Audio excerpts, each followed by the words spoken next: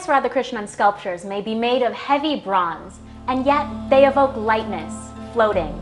We spoke with the master artist about his decades in the field and why his sculptures are a love letter to the neighborhood where he works. When I shifted to this studio, that was in 93, this place which was just sort of building up. This land was given to people who were, sort of coming from all over. So I would say the most number of people who are living in this colony are migrants coming from, say, various other states. I could see a kind of a making of a colony, making of a home for themselves. They are like human enclosures.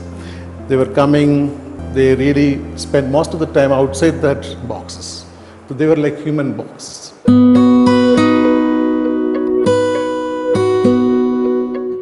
This is K.S. Radhakrishnan.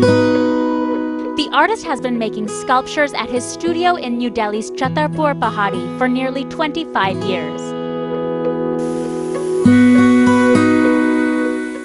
The way humans move and migrate, in precarious, strange ways, sometimes close together like a liquid, sometimes barely within arm's reach, fascinates and drives his work. He calls these sculptures human boxes.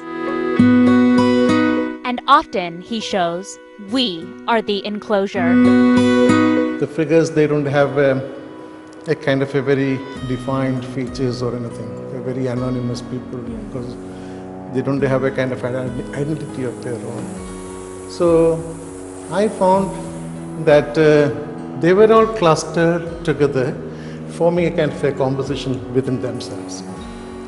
And that was the inspiration for me to come up with multiple figures. Lot number of people are together, form a kind of a structure.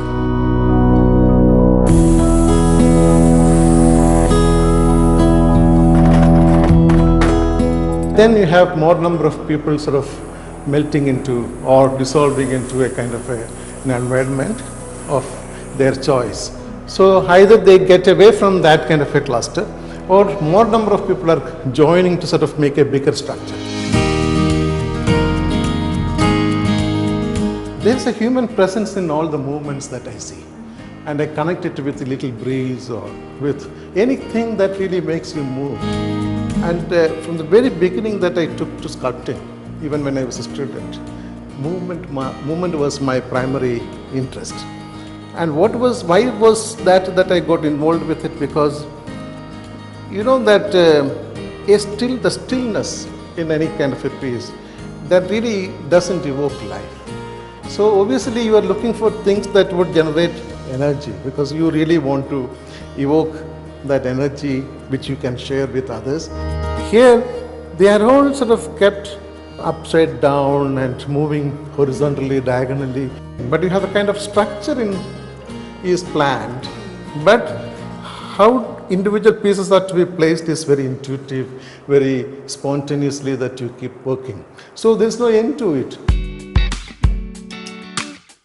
Bronze is a heavy, industrial-looking material. But in K.S. Radhakrishnan's works, where his subjects jump and balance and suspend, it seems delicate. I found that this is the only medium that gives me the kind of freedom of creating them with very minimum contact on the ground and massive volume in the space. The movement that was evoking a certain amount of lightness. That lightness, when I am talking about, like you have the sculptures were airbound, and like massive figures which were probably sort of weighing so much of bronze. They are positioned in such a way that they look so light. And I also wanted to get that lightness within me. I also wanted people sort of looking at that, sort of experiencing that lightness within them, because we are all, to a certain extent, burdened with many things, and sometimes confronting a kind of a sculpture which evokes lightness will naturally make you a part of the whole thing. You become